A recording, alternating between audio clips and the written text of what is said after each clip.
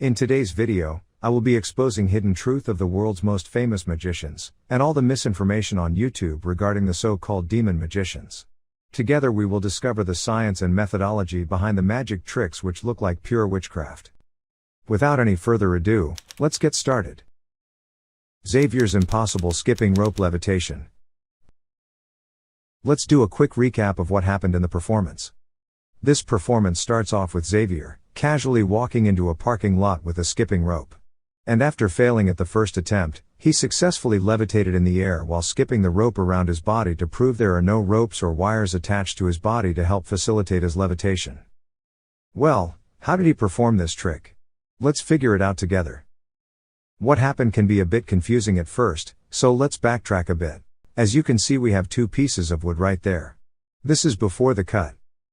The camera cut happens right around this point. In the ending, we see three people here, but before the camera cut there was only that girl over there, no one else. You can see there are three people over there now.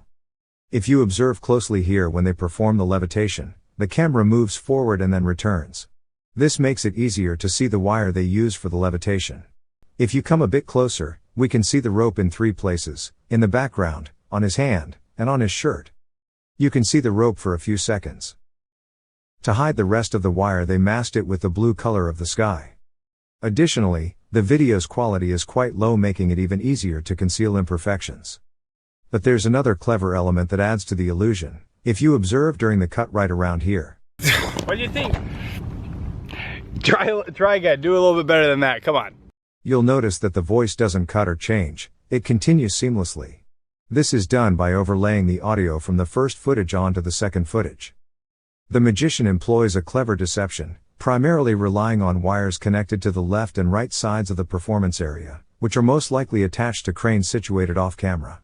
However, there's a crucial aspect that demands explanation. Even though we know fully well Xavier is being holding my wire, but how does the magician manage to move the skipping rope around their body seamlessly, without any visible camera trickery or interruption of the skipping rope's motion? To execute this trick, we need to closely examine the diagram. It becomes evident that the magician's hand is gripping both the wire and the rope simultaneously. A more detailed view from the magician's perspective, particularly of the magician's right hand, reveals a firm hold on the wire, the rope, and the skipping rope handle. With great precision, the skipping rope handle is maneuvered around the wire, ensuring that the rope connected to the handle never makes direct contact with the wire supporting the magician's body. This meticulous handling successfully deceives our eyes, making it seem as though there are no visible objects, strings, or wires holding onto the magician. In reality, this is the mechanism used to rotate the skipping rope around the magician's body. Now, you might wonder how a wire can be so thin, yet strong enough to support the weight of the magician. Magicians use special industrial cables that resemble something like this, but they are relatively thicker to accommodate heavier loads. A wire of this nature can typically support approximately 60 pounds of weight. If the wire were made even thicker, it would be more than capable of bearing the weight of an entire levitating individual. It's important to note that in this trick, the weight is distributed and divided between the two ropes. Thus, neither wire is bearing the full mass of the magician. Instead, both wires share the load equally, allowing the illusion to be executed seamlessly. Shin Lim fools Penn and Teller for the third time in a row. Let's do a quick recap of what happened in the performance. In this trick, Shin Lim holds on to a blank playing card and asks Penn to think of any color of the rainbow. Penn thinks of the color red, and by waving the blank card back and forth, the word red suddenly appeared on the blank playing card. Shin then asks Teller to think of any number. Teller thought of the number 47. Shin Lim once again repeated the motion, and this time the word red had transformed into the number 47. And even had written the number in words to prove how confident he was with his prediction. Finally, he challenged Penn to think of absolutely anything he wanted, and Penn thought of the word sun raw.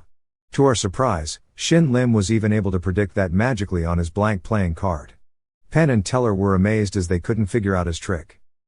Well, how did he perform this trick? Let's figure it out together. After watching Shin Lim's performance, you might assume this is pure witchcraft. Well, there is a logical explanation to all magic tricks. I'll give some hints, see if you can figure out how the trick is done yourself before I explain it in detail.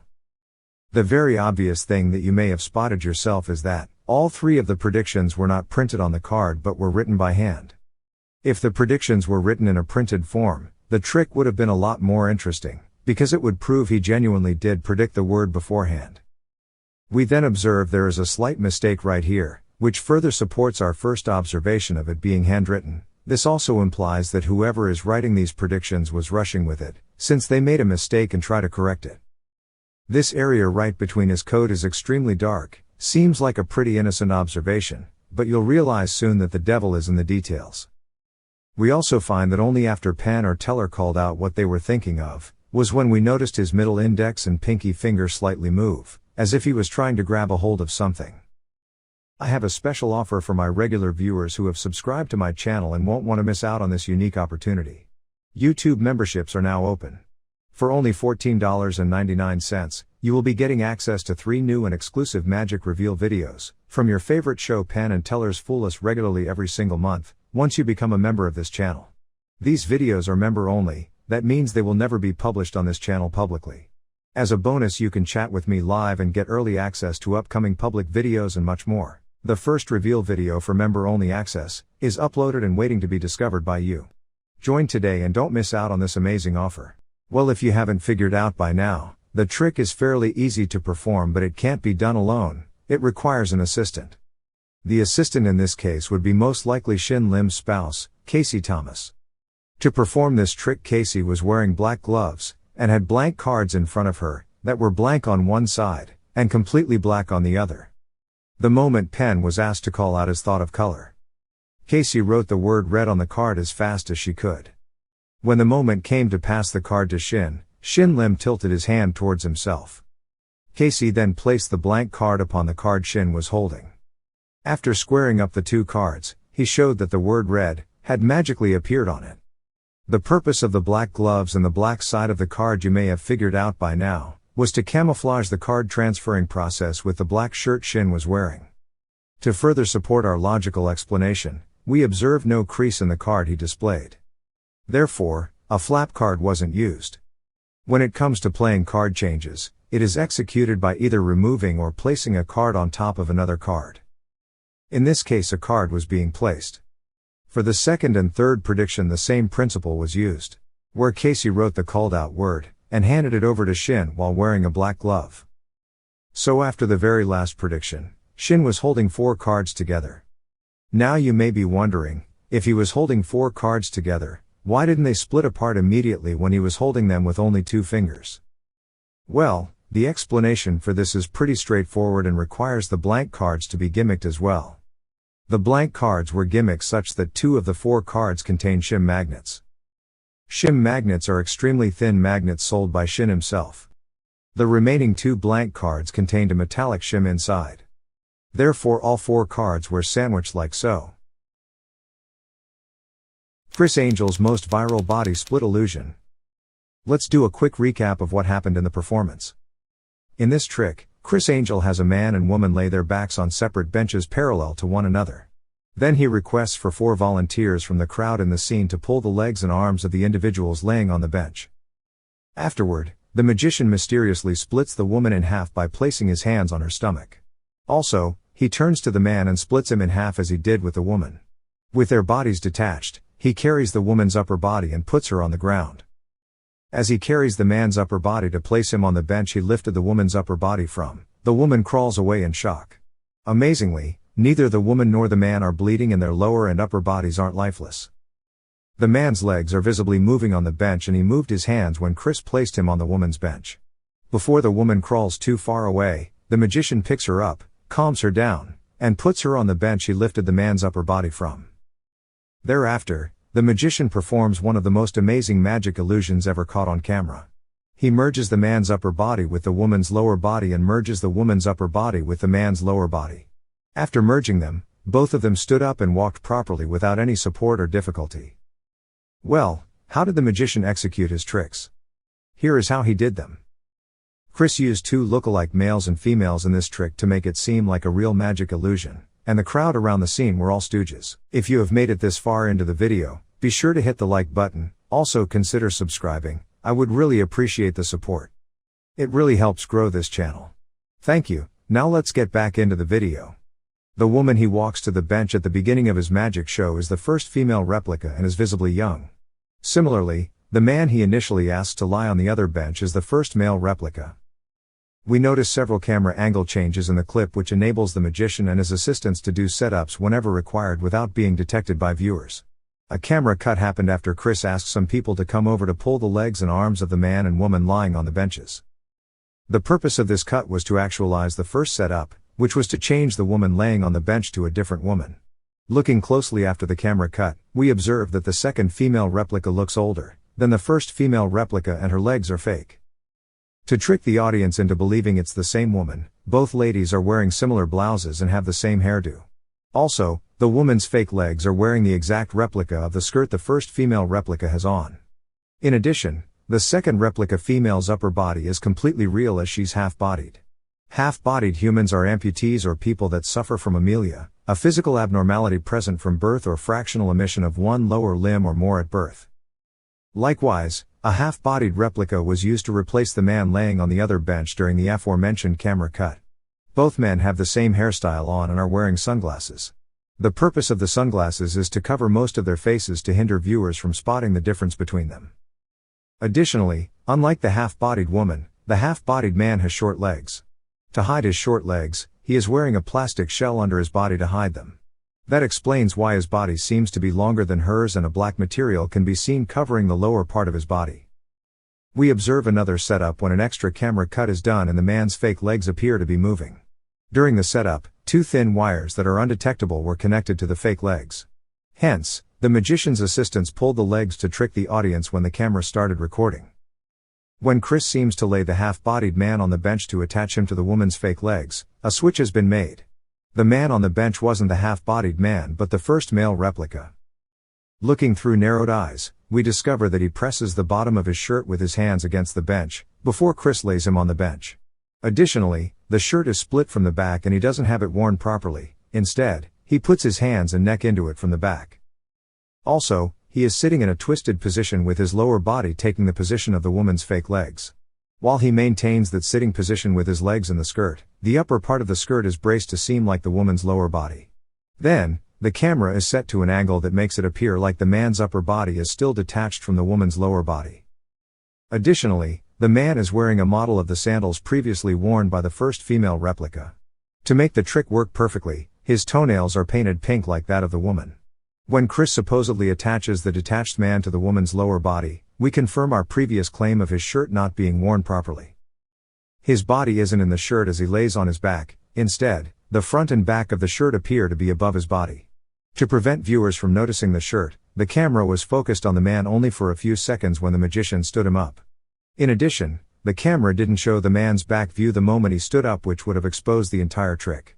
However, in an instant, he takes the shirt off and wears it properly when the camera sways from him to focus on the woman. Furthermore, the woman already had the exact type of shorts worn by the male replica under her skirt before the show started. Hence, she takes the skirt off revealing the shorts and wears a black pair of socks and shoes when the camera was still focused on the man. Thereafter, she replaces the half-bodied woman with the fake legs on the bench. Therefore, when they both stood up, their upper bodies were not switched. Demon magician Dynamo passes rope through body. Let's do a quick recap of what happened in the performance. In this trick, Dynamo walks up to spectators who are playing with a skipping rope. He asks two spectators to assist him in his performance that were requested to hold the opposite ends of the rope while he stands in front of it. Upon asking them to pull on the skipping rope on the count of 3, the skipping rope melted straight through his body. Well, how did he perform this trick? Let's figure this out together. In Dynamo's famous rope through body trick, he executed a variation of a classic illusion that has its roots in the world of magic. To grasp the essence of this trick, it's essential to understand the traditional rope through body technique. Typically, this trick involves two ropes, with one rope already concealed within the performer's waist. The ends of this concealed rope extend out from the backside of the performer's jeans. The second rope, the one that appears to pass through the body, is shown to the audience. Initially, it's collected, folded, and placed behind the waist. However, here lies the crucial moment: a switch is performed. The initial rope is secretly stashed inside the inner jeans or back pocket of the performer, while a prepared second rope is carefully pulled out. This switch gives the illusion that the rope is melting through the performer's body. Now, when we analyze Dynamo's performance of this trick, a noticeable difference emerges. In his performance, Dynamo seemingly walks up to spectators who are already holding a skipping rope. He stands in the center of the rope, holds it behind his waist, and appears to pass it through his body without the traditional folding and threading behind the back, as seen in the classic method. However, it's crucial to note that Dynamo is performing this trick not for a live audience, but for his TV special Dynamo's Magician Impossible. The apparent alteration is achieved through the use of camera cuts. During a camera cut, the setup is executed while the camera is not capturing the action. Dynamo discreetly takes the original skipping rope from the spectator's hands, folds it up, and places it into his back pocket. Following this, he retrieves the pre-prepared skipping rope concealed within the waist of his pants and hands it back to the spectators. As they pull on the rope, it seemingly emerges from the waist of his pants. To provide further evidence of this, one can observe in a close-up shot that the rope appears to come from beneath the zipper hoodie he is wearing at that moment. In essence, the methodology behind Dynamo's trick remains identical to the classic rope through body illusion. The only reason it appears different and seems to employ multiple methods is due to the clever use of camera cuts, which conceal the actual mechanics of the trick and create the illusion a different method was used. Imaginary demon friend possesses magician. Let's do a quick recap of what happened in the performance. In this trick, a demon Mike Super, a magician on America's Got Talent, brought a glass pitcher which he handed over to the judge for examination, and to prove that it was genuinely a solid glass pitcher he even knocked it on the ground to show that it wasn't fragile.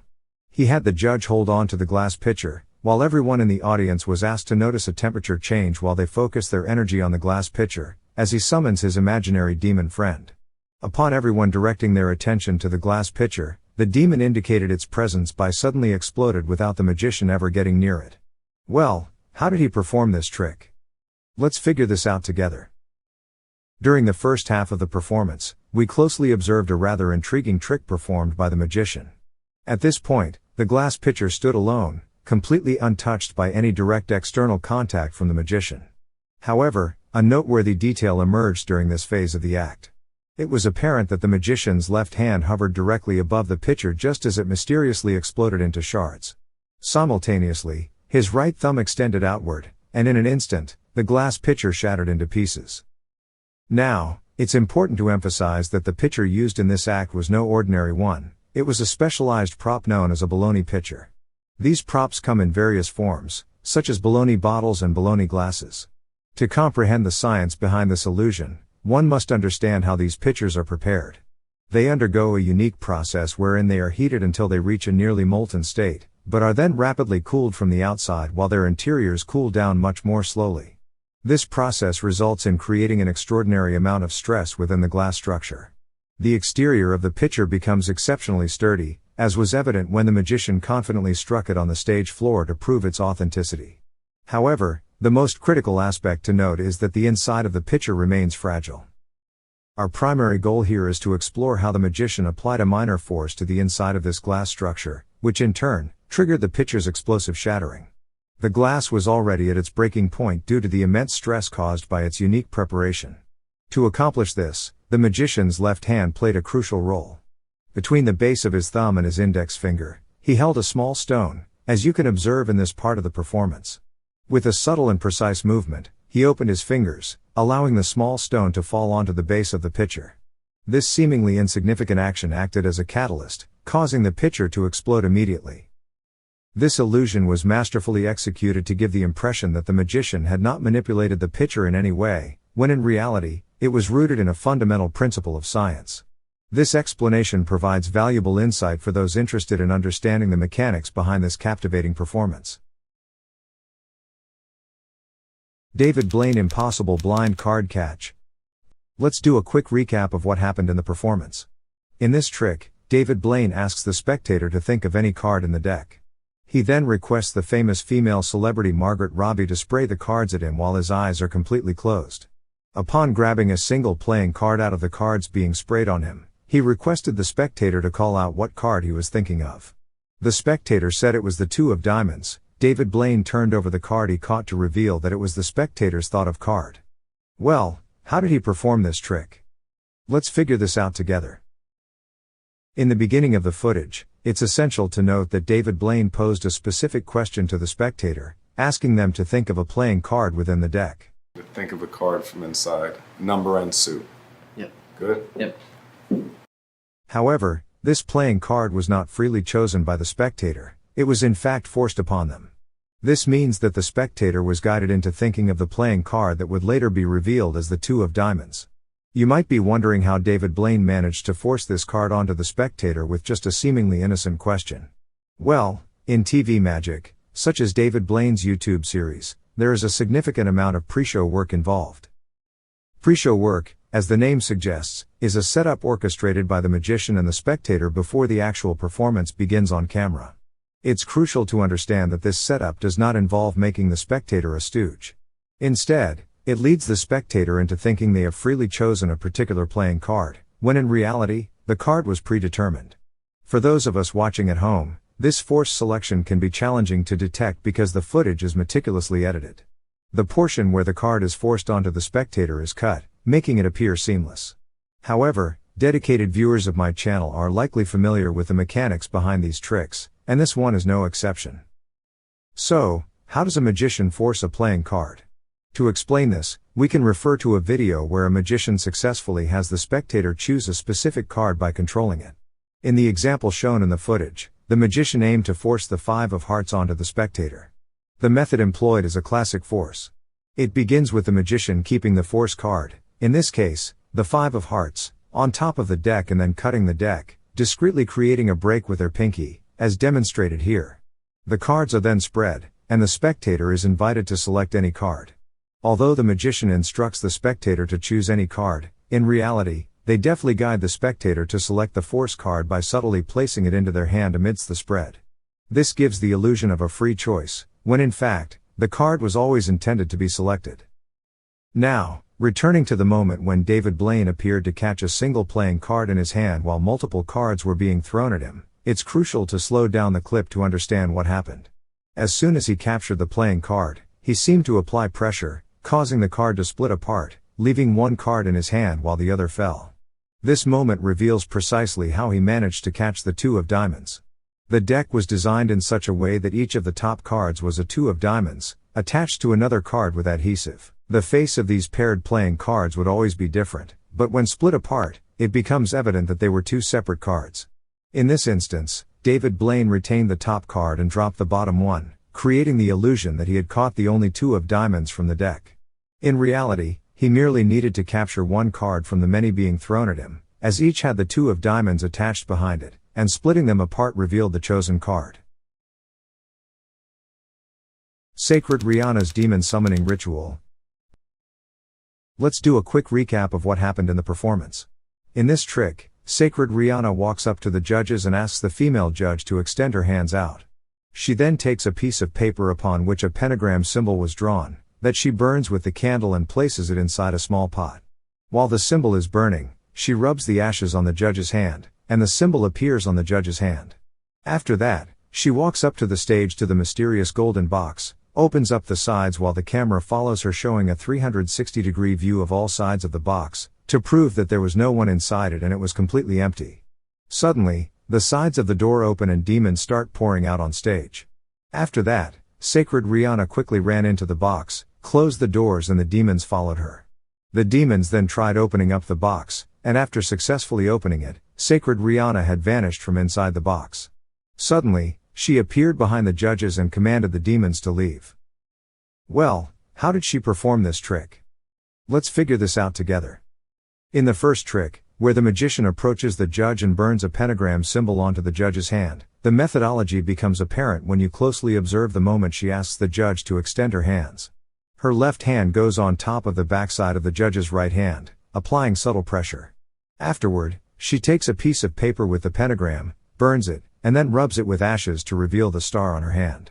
Interestingly, what she holds in her left hand is not a special object. At this particular moment she seems to be holding nothing. However, she has cleverly drawn a pentagram using a glue stick on the inside of her palm. When she touches the judge's hand, the stickiness of the glue stick transfers to the judge's hand, and the ashes stick to the adhesive, leaving the imprint of the pentagram. As she returns to the stage and opens the left and right sides of the mysterious box, it's notable that she doesn't open the back side. Yet, on the backside of the box, there's a mechanism that suggests it can be opened, raising suspicions about the box's design. Behind the box, there's a large metallic rod-like structure that will become significant later in the explanation. When the demons start appearing from inside the box, the camera angle remains unchanged, positioned slightly lower than usual. This perspective choice becomes crucial. The box is designed in a special way, as previously mentioned, with the ability to open at the back. Additionally, the large wall behind the box has a hidden flap that provides a pathway. While the magician faces the camera without shifting its angle, these flaps open, allowing the hidden demons to crawl into the box. The camera angle strategically conceals this maneuver, and the producers are complicit in hiding the methodology. As all the demons exit the box, Sacred Riana enters it and closes it up.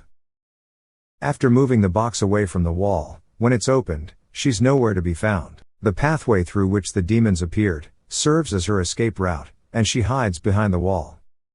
The demons move the box away from the wall to show that she couldn't have escaped through it. When the box is opened from the front, care is taken to avoid exposing that the backside can also be opened, preserving the secrecy of the trick's methodology.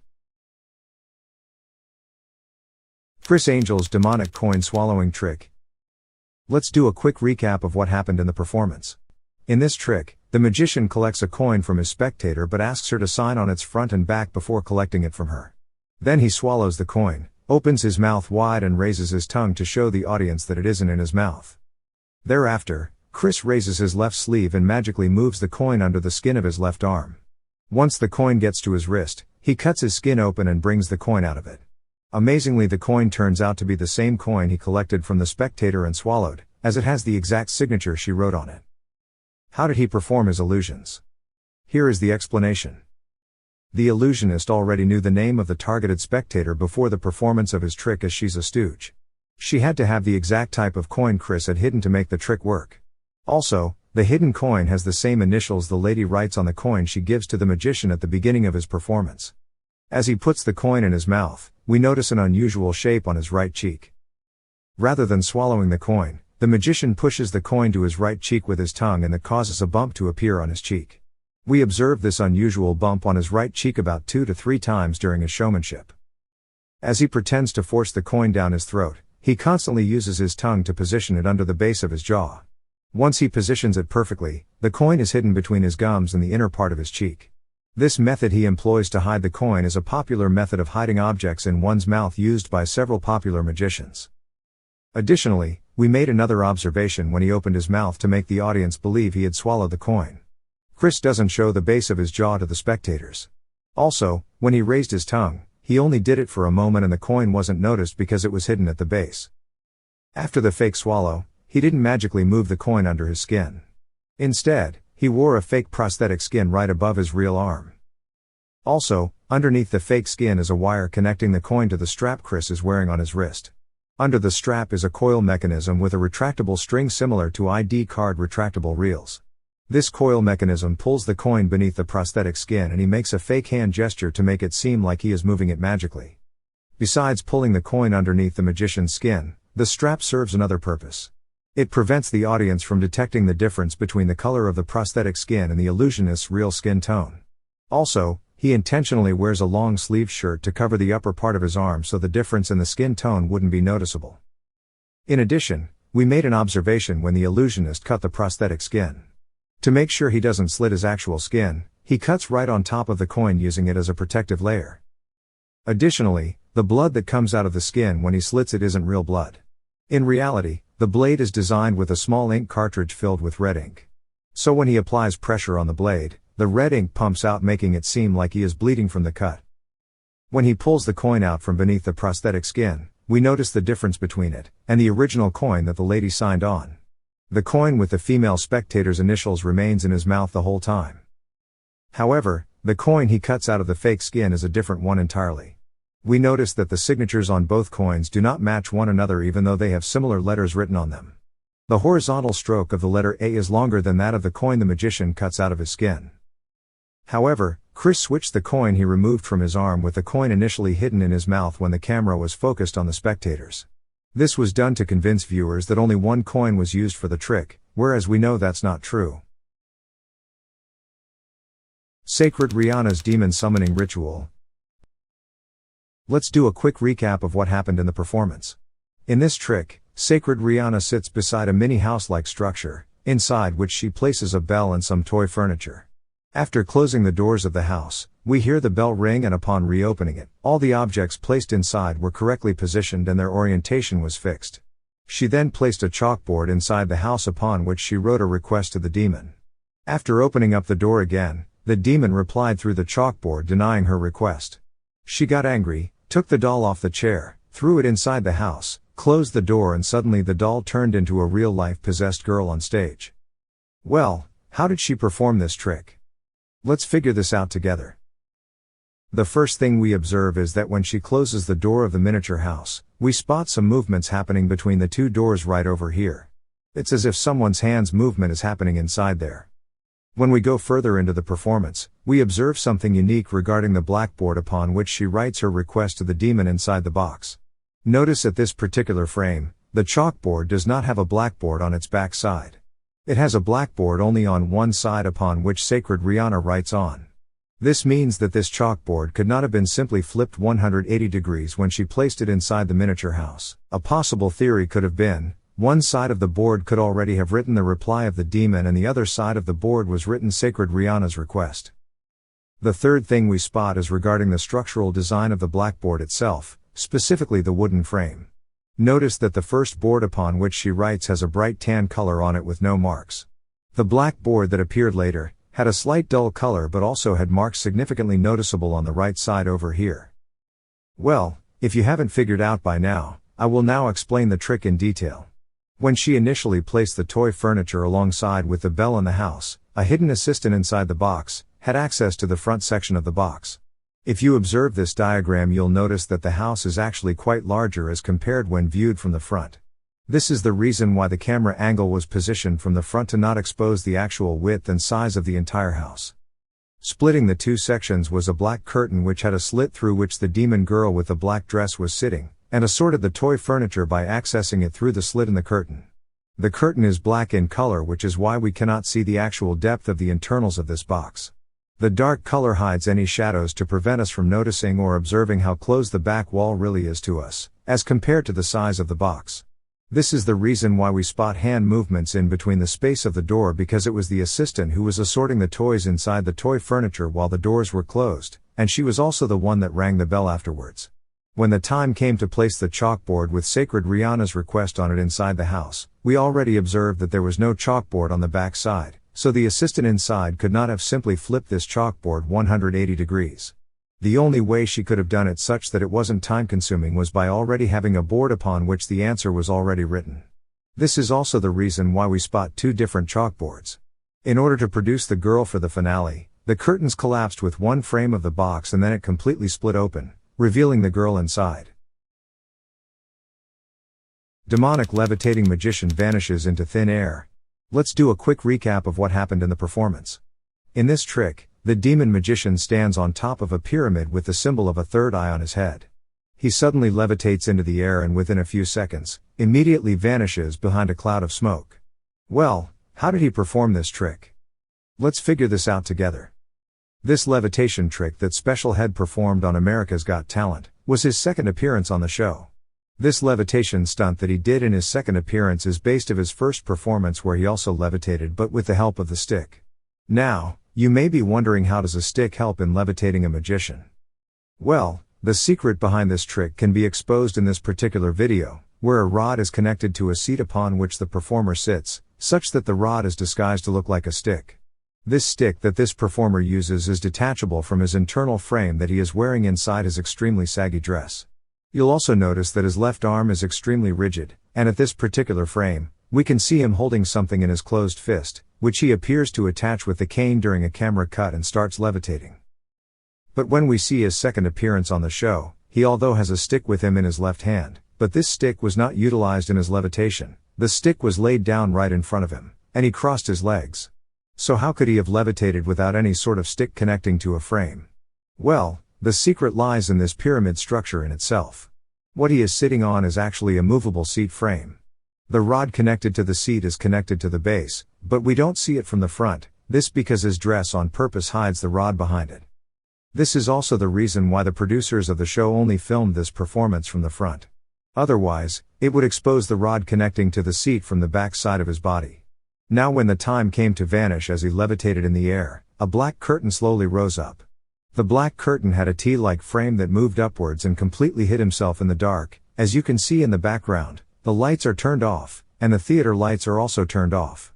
This is also the reason why in the last few moments, the curtain structure that is moving in front of him has not reached his head yet, and slowly as the curtain moves upwards, his head completely vanishes over here. Demon possesses performer during his ritual. Let's do a quick recap of what happened in the performance. In this trick, the performer starts out the performance showing his contact juggling skills with glass balls while balancing a ball on his head, while chanting a spell. He suddenly gets possessed by a demon, and his right and left eyes within a second turn white. He then takes a small metal ball and magically levitates in the air, even moves his fingers around the ball to prove nothing was connected to it from all angles. At the very end of the performance he rubbed his temples and the eyes turned back to normal. Well, how did he perform this trick? Let's figure this out together. Now, after watching the performance, this trick looks no less than real magic because being able to change the color of your eyes with only a single blink looks extremely impossible to perform. Well, the secret behind this trick is actually contact lenses that he is wearing on top of his eyes the moment he blinks.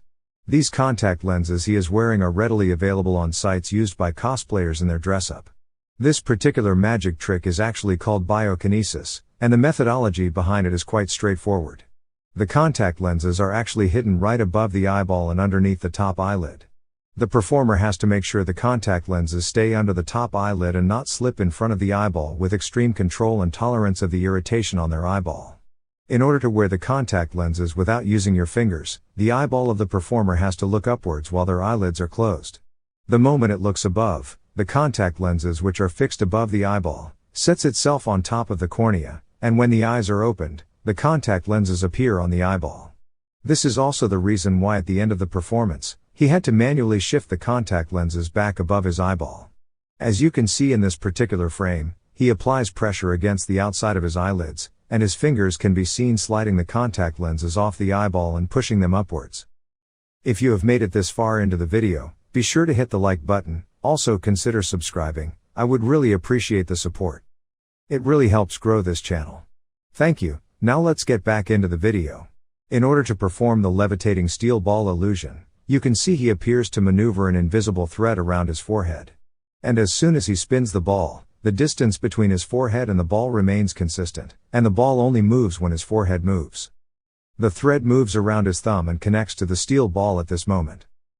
You may be wondering how come the performer was able to move his fingers around the levitating ball. If such an invisible thread was connected to the steel ball, there was no way he could have moved his finger right above the ball. Well, in reality, he is not actually moving his fingers above the ball. Instead, he is moving the fingers diagonally around the ball. And the finger movement that he does around the ball at this particular moment is pretty obvious, and the string can be easily dodged since the motion of his hand is not in the way of the string connected to the steel ball. That's all for today, thanks for watching, and as always, have a great day.